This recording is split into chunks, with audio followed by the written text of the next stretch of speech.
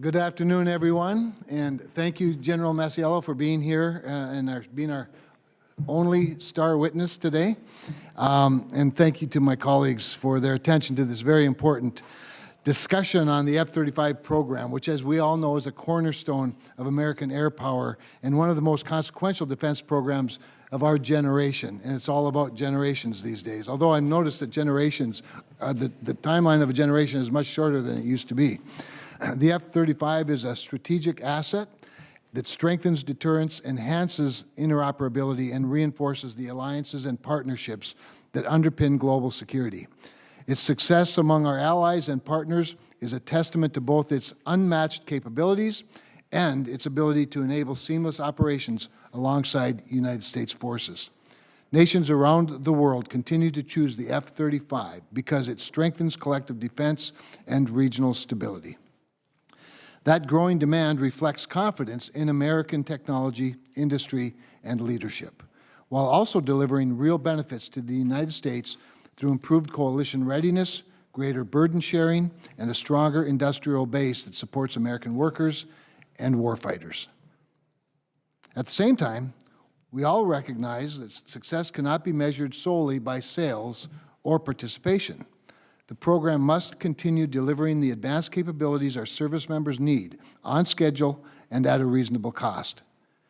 That brings us to one of the most important topics before us today, making sure the Block 4 modernization effort gets and stays on track. Block 4 is essential to preserving the F-35's operational advantage in an increasingly contested environment. Our adversaries are investing heavily in advanced air defenses, electronic warfare capabilities, and next-generation aircraft. To maintain the F-35's edge, we must deliver the upgrades that improve lethality, survivability, sensor integration, range, and mission effectiveness. Finally, I'd also like an update on the Joint Program Office's plans to transition toward more service-to-specific program management responsibilities as required by the fiscal year 22 National Defense Authorization Act, which directed the Department to establish separate program offices for each military service by 2027. I'm interested in whether the Department remains on track to meet the statutory deadline and how it plans to execute this transition while preserving the efficiencies of a joint program and avoiding disruptions to production, readiness, and modernization efforts. With that, I thank you for joining us today, and I look forward to your testimony, General. Senator Kelly. Thank you, Mr. Chairman. General, thank you for being here today. The F-35 remains a cornerstone of American air power and a critical capability for the Air Force, the Navy, the Marine Corps. I've seen this firsthand. I had the opportunity a couple years ago to fly an F-16 against an F-35, and it was informative, to say the least. Could not see it on radar, even when I'm looking right at it, which was impressive. Had a crappy first turn, so I was able to gun them after a 9G turn in an F-16. And then I've also had the opportunity to fly the simulator down in Pax River against J-20s in the F-35. Impressive capability, nothing like when I was flying in the Navy. This airplane's going to have a major role in any future conflict, and especially in like a contested environment. Today's hearing, though, is about, how do we, field the F-35 and get the airplanes out into the fleet and get them fully mission capable with the challenges that remain. And I think it's fair to say that some of these challenges are significant. We've got new capabilities with Block 4, tech refresh that are slow to be deployed, despite that this is a multi-billion-dollar effort. So we all understand there's challenges with new technology. I think it's fair to say that we've made some mistakes along the way, but those mistakes shouldn't be the same ones that we made before. I'm also concerned about the long-term sustainment costs of the airplane. for the entire fleet. This has a big impact on the department's budget, and also then impacts the cost of acquiring airplanes. At one point, the estimate was as large as over $1 trillion for the program. So we need to understand what the department's doing to reduce these future potential costs. And if those costs continue to rise, they're going to increase pressure on readiness and on other modernization priorities across the entire department. So this could mean less money to invest in the force structure that we need for our national security. But I think it is also fair to say that this committee has been a strong supporter of the F-35, and I am a strong supporter of it. I think its capability is not like anything we've really had before. But that also means if we're going to continue to support it, we need accountability, and we need to have a clear understanding of how the department is improving readiness, controlling costs, and ensuring that the program delivers on the promises. We must ensure that we do not sacrifice other important acquisition programs in the DoD portfolio. So I look forward to hearing from you, General, and discussing a path forward for the F-35. Thank you. Thank you, Senator Kelly. So Lieutenant General Gregory Masiello is the Program Executive Officer, F-35 Lightning II Joint Program Office. Hard to imagine a more significant position right now with what we're dealing with. One of the things, General, before you make your opening statement and we start the discussion is, I'm going to be wanting some sort of an update as well on the multi-year procurement process, how you see that playing out. You know, we've recognized that as a committee. We just would love to get an assessment, your assessment of all of that. And with that, General, thank you for being here, and I'd open it for your opening statement.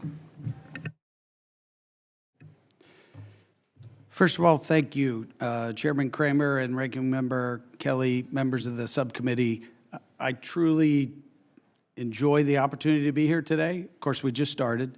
But the last time somebody in my position was in front of anyone from the SASC was in 2016. So a lot has changed in the program since then. I have only been in this role since last July, but a considerable amount has changed. So I'll run through an opening statement, talk, and look forward to the discussion. I appreciate the fact that you both talked about the F-35 as the cornerstone. This is, for the U.S. and for many of our allies and partners, this is the capacity fighter at scale, multi-role. There is anything else like it in what it does. What I feel in my job and the job of our Joint Program Office is to ensure that our globally deployed or deployable fleet for the U.S. and our allies and partners is ready, it's affordable, it's lethally effective and survivable. Now, I realize that it's not my job to judge affordability. It's the people that have and pay the money. So we do talk about cost control, and I'm happy to talk about that in the program. And I will highlight things like we measure in cost per tail per year.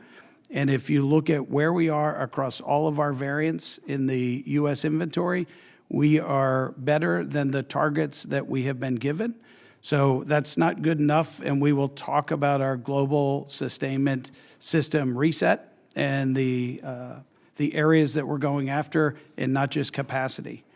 First, I will say currently there are over 1,300 operational F-35s out there, 832 of which are inside the U.S. inventory, and the other ones are with our partner nations. If you look in numbers of bases, there are currently 42 different sites. I happen to have gone to Poland just a week before last for that new base stand-up and for their first aircraft arrival. And in addition to that, there are 13 ships, 3 of which are international or another nation's, the rest are ours. But if I look back in perspective, when somebody sat here, it would have been General Bogdan in 2016, we had 12 global participants in the program. Today we have 20. We had flight hours then at about 60,000. Now we're over 1.2 million. We have learned a lot across this time frame. There were a lot of aircraft then. There were 170, and I already pointed out we've delivered and have out there flying and operating over 1,300. We had hundreds of pilots, 300 then. We have over 3,000, almost 3,500 pilots trained and almost 21,000 maintainers trained as opposed to the 2,700 we had then. One service happened to have been the Marine Corps had achieved IOC in 2016. We're up to 14 different services, so well beyond our 3 in our country, and several of those countries have received their entire program of record, and 2 of which have declared FOC, the Netherlands and Australia. I mentioned the site activations. There were 9. We're now out there across the globe. That's a significant footprint. So why do I talk about it that way? This program is truly joint, not just across the departments of Air Force and the Navy and our 3 U.S. services, in development, in sustainment, in production, and operationally. In development, we had our partner nations early on contributing that way. In training today, just last week, we had an international force in the high north training in Norway, landing their jets on the highways in Finland, U.S. jets, as well as Italian and other nations, preparing as a joint force. That is not something I'm sure we envisioned in 2016. We have the same in the Pacific, and we share a global spares pool that I'm sure we will talk about. It has its advantages, which we will talk about. In some cases, I'd like to talk about some specifics in that in our closed session. In this session, I think I can say one of our challenges, and you talked about it, is if I have over 1,300 operational aircraft out there, I believe we have set and enabled a sustainment system for about 700 to 800. So there is our challenge in readiness. We have a North Star for 80% MC across the entirety of the fleet, and we need to figure out how to do that. That leads me to the generational investment in PB27. I see I'm almost out of time, but I will close the opening statement with operationally significant for those that have been briefed and understand what the aircraft can do, and you both certainly have, but the operations in Rough Rider, Absolute Resolve, Midnight Hammer, and Epic Fury demonstrate the unique capabilities, and I have been told by many operators this is the only aircraft that can hit some of the targets that it was able to hit and see everything that it could be to actually act as a quarterback of that joint force. It's not just us. I know other nations that I mentioned. I know of a Norwegian pilot falling in on a Dutch aircraft and flying combat air patrol over Poland. That is not something we envisioned before, but it should show the inextricable link of this global nature of the program and the challenges and the benefits that that brings for us. So with that, I will finish my closing statement. And so I don't forget here, I'll close that statement with a happy birthday to Creighton Green sitting behind you. I appreciate his support as well and how pleased he is that I mentioned that. That was a great kiss up.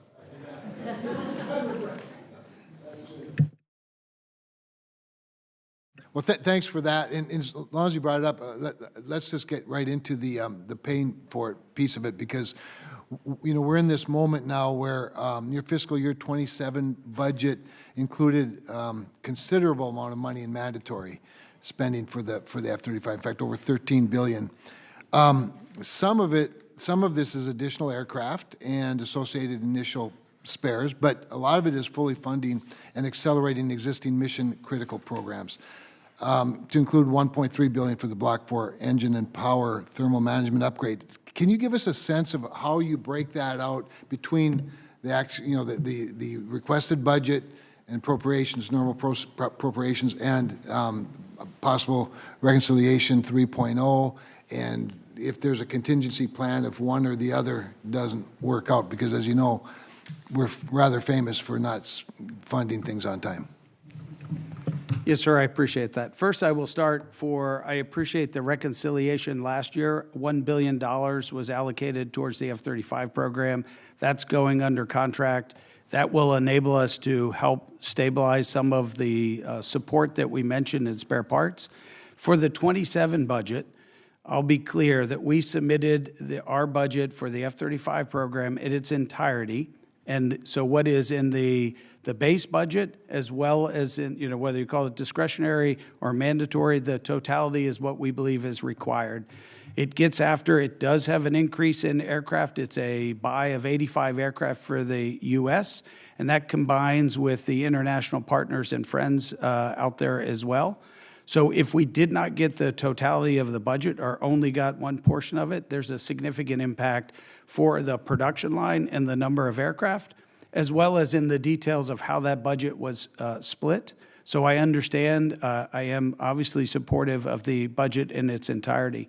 It will fund the Block 4, it will fund the engine core upgrade, as well as the PTMU upgrade, the EPM in its entirety, and both of those are essential for the engine to enable even the full capabilities of the Block 4 as we do it. And I will tell you, it's not my first lap in the F-35 program. A decade ago, I started in here with the beginning of what was Block 4. So I'm both happy to be back and a little, surprised that we haven't fielded as much as we had planned. So I understand the importance of it. I do recognize that we have, of the original requirements, we have fielded 22 of them, and we continue in the incremental software upgrades. We delivered 7 of the Block 4 capabilities in last year's upgrade. There's another 6 planned for this summer in the software upgrade. So, but to fully do the development work, we do need that budget. Okay, so thanks for that, and it gets a little bit into maybe what I want to bring up next, and that is what problems do you see in the deployment pipeline that are most readily fixable to achieve what to achieve the goal to get up to speed as you describe it? Yes, sir. Well, I will tell you, I'll talk about sustainment first. I think in my job, I think I work for the aviation maintainers, and I think if I look at it, our job is to deliver combat readiness. It is sustainment first of our existing fleet and the ability to maintain the fleet that we get.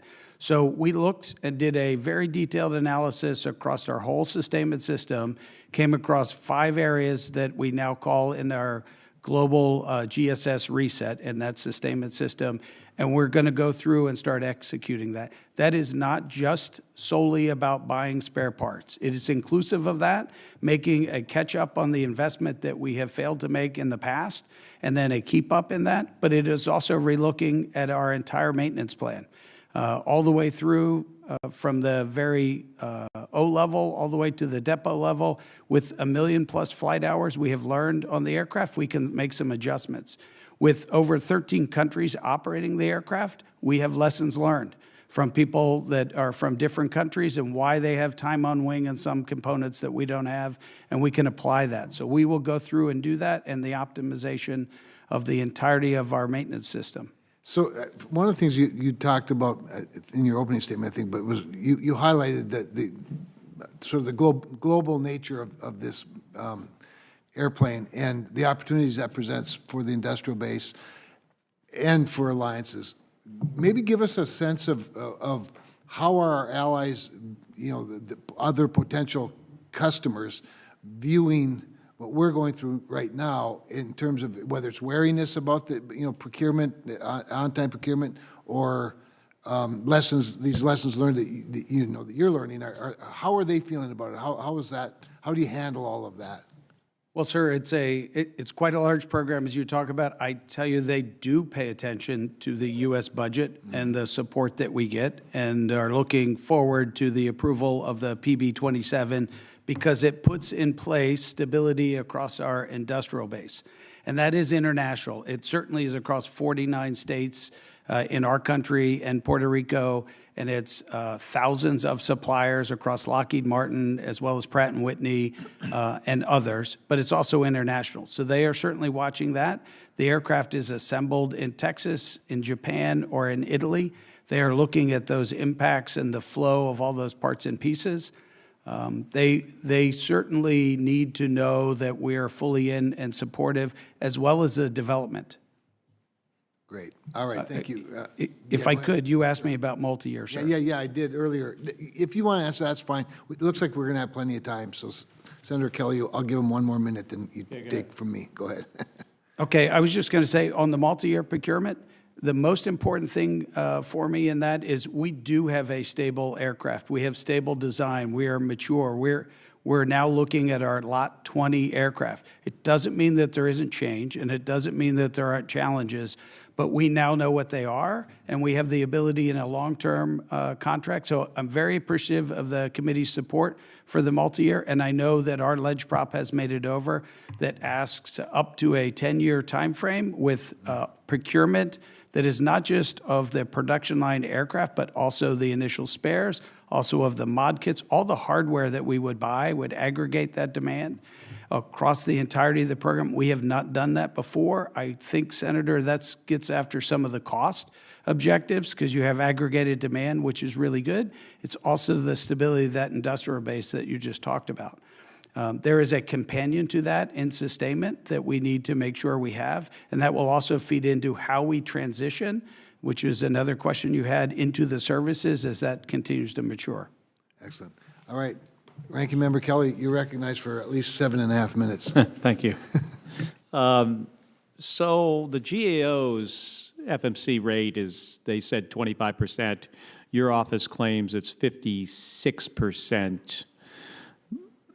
So let's say it's somewhere between, or maybe we'll go with your number, 50%. So half of the airplanes are not fully mission capable. And I think it's the Marine Corps that has been accepting airplanes with no radar in it. Is that correct? We have accepted 6 aircraft for the Marine Corps that do not have a radar installed. That is correct. And because they want to wait for the APG-85 is my assumption. They do. Yeah. So, and I get it, and we could talk downstairs some more about the capability of the radar and what the challenges are going forward. So I assume that those airplanes can't count as fully mission capable with no radar. I don't think I would count them as fully mission capable. But in your early statement on the numbers 25, 56 is what we say for the mission capability as opposed to FMC, full mission capability. And I know you understand the differences. But Jen, you say you don't think, I can't imagine a scenario where an F-35 with no radar could be a FMC airplane. I understand, sir. Yeah. Okay. So part of it is that. What is the other issues? I remember early on you were having turbine blade cracks from FOD. Is that one of the other bigger problems? That is not one of the bigger problems in production. The IBERs, the integrally, it's the blade inside of the engine that you're talking about, had some production challenges. They've now triple sourced the production to help on that, and we have improvement across the engine production and as well as the reliability. So what's the top 3 things that takes an airplane out of being fully mission capable? I would say the top 3 are the software capability enabled things. TR3 that you mentioned earlier is not a degrader. That is mission capable in there, but that is the backbone that we plug in all of the other bits and pieces. So the radar, as you pointed, for a subset, the 81 radar that is in the preponderance of the fleet is up and operating fine, so that's not the major driver. We do have some challenges with the time on wing for our canopies. That is a major degrader that some will rate. It's a low observable aircraft, and therefore that piece is an integral part of it. Is there, with just skin issues like low observable repairs that need to be done, does that tend to take airplanes out of flying condition? Yes, sir. But that is also one where I say there's an opportunity. Some of our different countries or different squadrons have better time on wing, and we go and we look at that. We've done that. It's maintenance. It is taking care of the issue when it arises, as opposed to noting it, flying the aircraft, coming back, and having a larger issue, if that makes sense. So if the sustainment system out there is sized, I think you said for 700 to 800 aircraft. That means the parts and other depot level maintenance and other things. But there's 1,300 operational airplanes. How do you get to a sustainment system that is for 1,300, and how long will that take? Yes, sir. So that is part of our GSS reset. And I will tell you what we have done about that. We went back and looked at the modeling that we had for the spares that we were asking folks to buy, and we have remodeled and baselined. It's not JPO math. We have made sure, you mentioned both of the other services as far as the Air Force and the Navy, and gone through to make sure it's the same thing. And that is now what we're putting forth as the requirement, which is the reason why in this generational investment of the 27 budget will help us. So we will fill up the available parts. I think that is the main driver. It's not a systemic issue with the system having the ability. It's the fact that we didn't put enough parts and pieces on the shelf, and we've increased the demand exponentially with the number of aircraft fielded, and we didn't do the same thing with the spare parts and the system. And then earlier you said there were 5 areas in sustainment that you needed to focus on. You said one, it wasn't just not buying enough spares, as you mentioned, so that has to be one. That is one. Depot level maintenance was 2. What were the other 3? The other 3, I have that. By the way, when we talk about the depot level maintenance, I would say one of the things that's important, you talked about our organic capability. Over 56% of our depot repair today is done in our U.S. services, the Navy and the Air Force industrial base. So we already have significant participation. It is ramping up. That depot capability, as well as the optimization of the maintenance plans, those are different, if you will. And I said that. Let me tell you about the global spares pool. Optimized maintenance program, right-sizing that. Oh, it's expanding both the depot as well, the organic, as well as our supplier capacity. Told you 56% is in our organic. The rest is in the industrial base that we need to go back and maintain.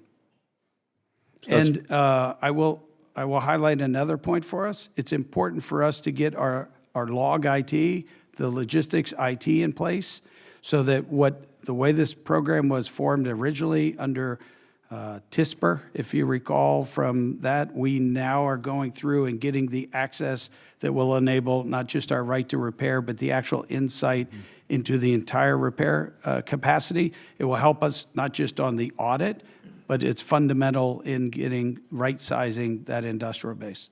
And then finally, does the Air Force regret not buying the Navy version that carries more gas because it has a bigger wing?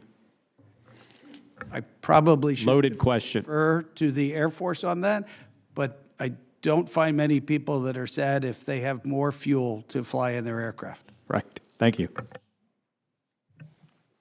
Thank you. I don't have a whole lot more before we go into the, to the closed session. But you speak so articulately about, again, back to my point about the global nature of this airplane, and maybe if you would just elaborate a little bit more, first on how that impacts. Well, there's a lot of favorabilities for the United States, but how it impacts the industrial base, and then sort of the other part, if you will, the allied nature of being an ally that shares the operation, if you will. Speak to that from a human standpoint, a warfighter standpoint, as much as from the machinery itself. Yes, sir. Well, I will tell you that sitting on the flight line in Poland just a few weeks ago and having their first with the Polish markings on the aircraft arrive, the enthusiasm in there of being so close to the United States as well as the global partners was evident, and their president and their defense minister announced in their statements they're going to double their program of record. It was 32, they're going to buy an additional. Now, I have not seen the money or the contract yet, but that's significant, context. If I look in a few years in Europe, as an example, we will have almost 800 F-35s distributed across multiple nations. Less than 10% of that number will be U.S. aircraft. So when we talk about burden sharing, interoperability, both in cost and in the actual warfighting capability, that's demonstrated. To a different scale because of the number of countries, we have that in the Pacific as well. Whether it's the Koreans and the Japanese, Singapore and Australia, there will be hundreds of aircraft. And for the U.S., depending on basing and deployment over there, we'll have less than a quarter of those aircraft.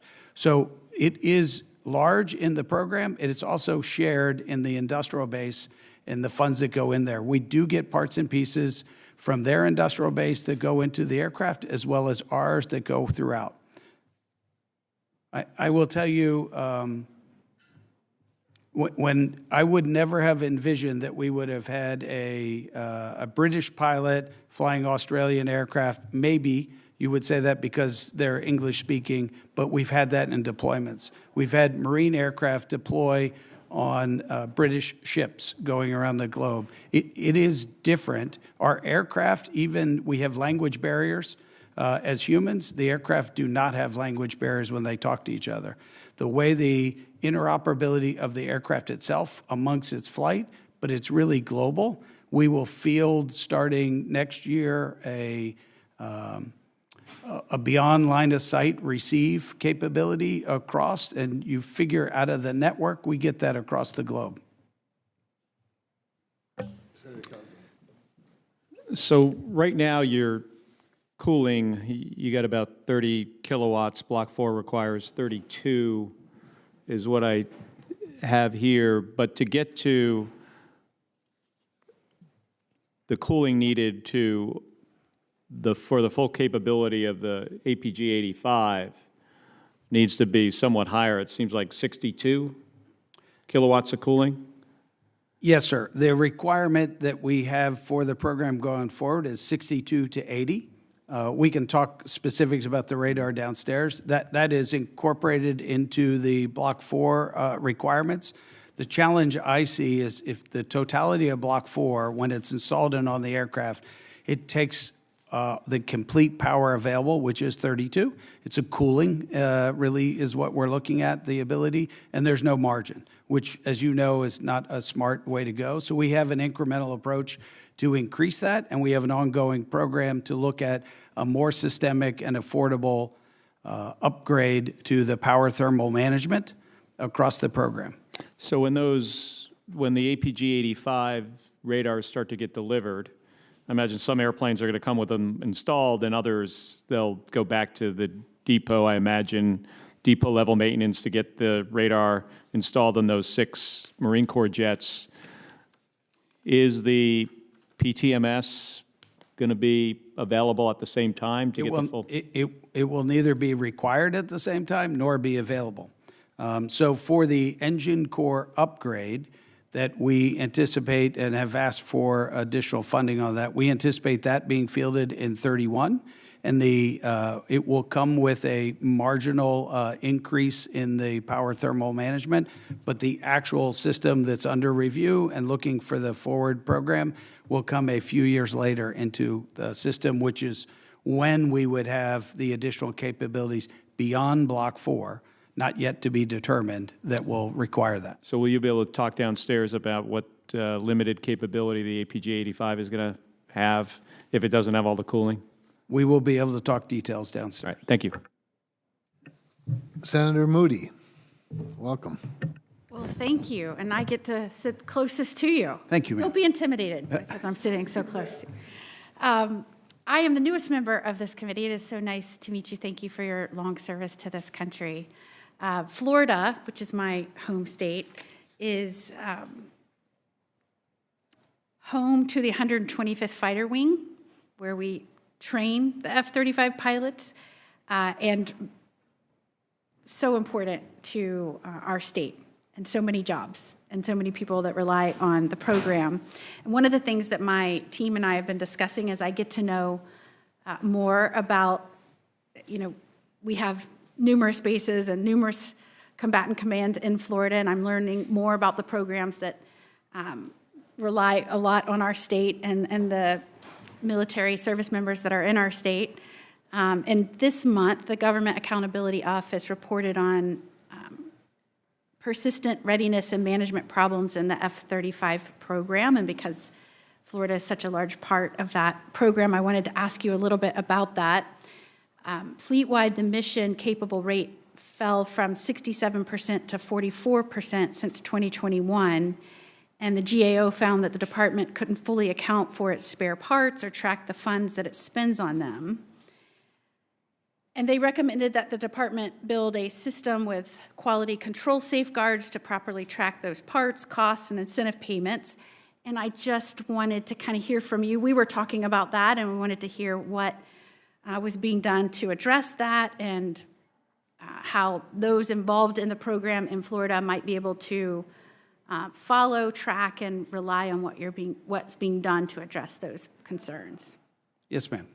Well, first I will say, as a legal resident of the state of Florida, although have been living elsewhere for quite some time, I appreciate your comments and the support across the state. So you are my constituent.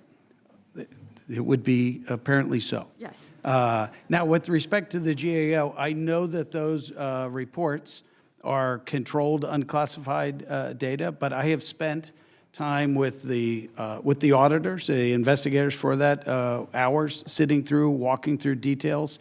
I understand how they came to their data.